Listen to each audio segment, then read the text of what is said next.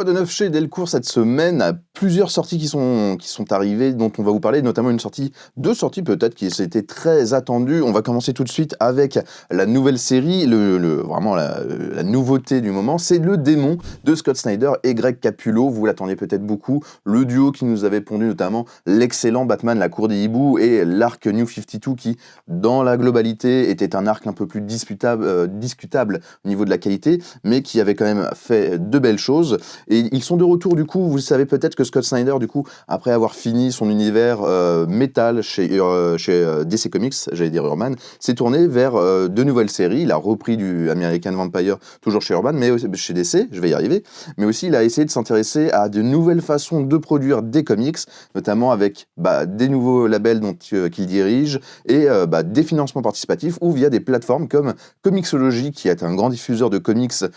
numériques sur tablette et téléphone, qui produisent des comics originaux. Certains arrivent en France et c'est le cas de Démon, qui est un Comixology original et qui a été, dont les droits d'adaptation en France ont été achetés par Delcourt et qui nous propose du coup un très bel album, comme Delcourt sait le faire, pour nous parler de cette histoire. Démon, ça parle de en fait une guerre qui se passe, il y a toujours une guerre entre les anges et les démons, et on va suivre Liam Cullen, une femme de science qui, elle, n'a jamais cru au mysticisme, à tout ça, et qui va un peu être confrontée au syndrome de Scully, où elle va être confrontée à des événements surnaturels, et notamment à une rencontre avec un démon qui, lui, est bienveillant, et ça va changer toute sa vie. C'est un récit qui a l'air assez, je ne l'ai pas lu, donc c'est pour ça que je ne me positionne pas trop dessus, qui a l'air assez bien, assez intéressant, un pitch qui n'est pas forcément des plus originales, mais qui, avec Snyder, peut être quand même très bien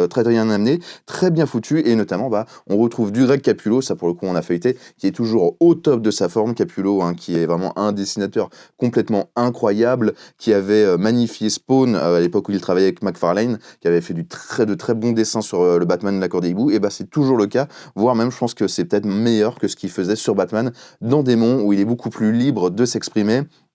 Il ressort des vieilles idées de Spawn et de chara-design et de design tout simplement pour se réinventer dans Démon et proposer quelque chose d'assez fou. Et du coup voilà, ça tabasse les yeux, mais c'est incroyable. Je vous invite du coup à vous intéresser à Démon si jamais vous êtes fan de ces auteurs ou si vous aimez tout simplement de jolis comics, de fantasy qui pourront vous plaire, qui mélangent aussi un peu d'éléments d'horreur. Donc voilà, Démon, c'est disponible chez Delcourt et on va continuer avec un gros volume très attendu aussi, le Hellboy. Donc Hellboy dans sa version luxe, le Hellboy volume 7 qui compile Hellboy en enfer, la dernière série de Hellboy qui est à la fois écrite et dessinée par Mignola. Du coup voilà, si vous êtes fan de Hellboy, ce démon tout droit venu des enfers qui enquête avec le BPRD sur des affaires paranormales, on vous invite à découvrir cette édition luxueuse si ce n'est pas déjà fait, et sinon si vous l'avez déjà commencé, le nouveau tome est disponible pour que vous puissiez le commander. Toujours un très beau volume, un très beau format. C'est vraiment une édition magnifique, la meilleure des éditions pour lire du Hellboy. On est sur vraiment un très beau format pour apprécier énormément les pages de Mignola, notamment dans Hellboy en enfer où il est peut-être au sommet, à son top level, on va dire. Et en plus, c'est quelque chose qui n'est pas si lourd que ça, je trouve, pour être lu dans des mains. On n'est pas encore au niveau des omnibus, même si on s'en rapproche, ça reste quand même assez appréciable au niveau de la lecture et du confort de lecture notamment. On va continuer avec juste petit aparté en vous disant, si jamais vous n'êtes pas au courant, que Hellboy revient un peu en force cette année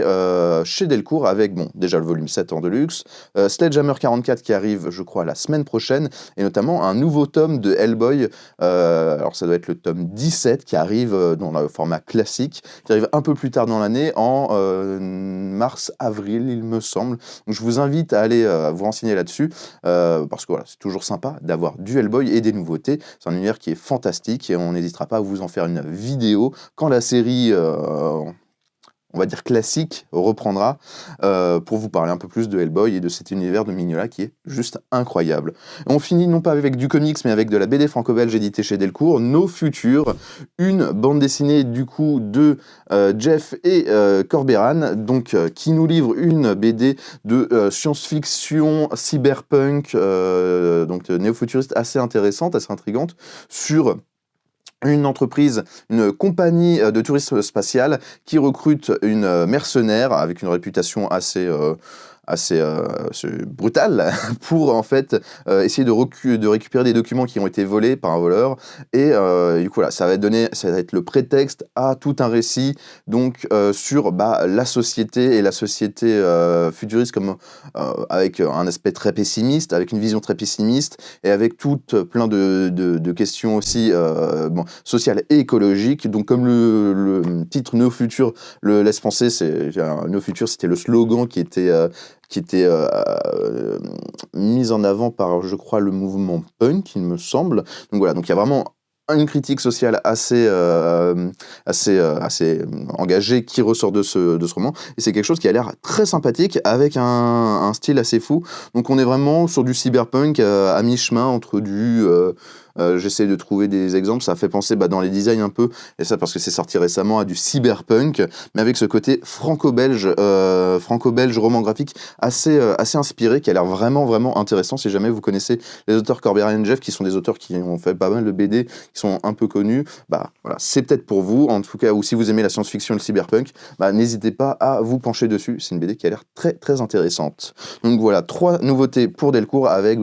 on va pas se le cacher, la grande sortie de cette semaine, ce serait Le Démon, mais franchement, le Hellboy est pas loin. On vous invite vraiment à découvrir Hellboy et surtout cette magnifique édition luxueuse. En tout cas, bien sûr, tous les livres sont en description de la vidéo, ou bien sûr, si jamais vous êtes de passage à Paris ou en région parisienne, n'hésitez pas à venir en boutique au 49 rue Lacépète pour venir nous voir, discuter avec nous et récupérer vos précieuses lectures. En tout cas, je vous invite comme d'habitude à vous abonner, à laisser un like, à partager la vidéo, et n'hésitez pas à nous dire en commentaire, vous, ce que vous pensez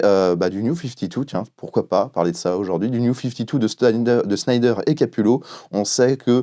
ça prête beaucoup à débat, mais on serait ravis d'en discuter un peu avec vous. En tout cas, on vous retrouve très bientôt pour une prochaine vidéo.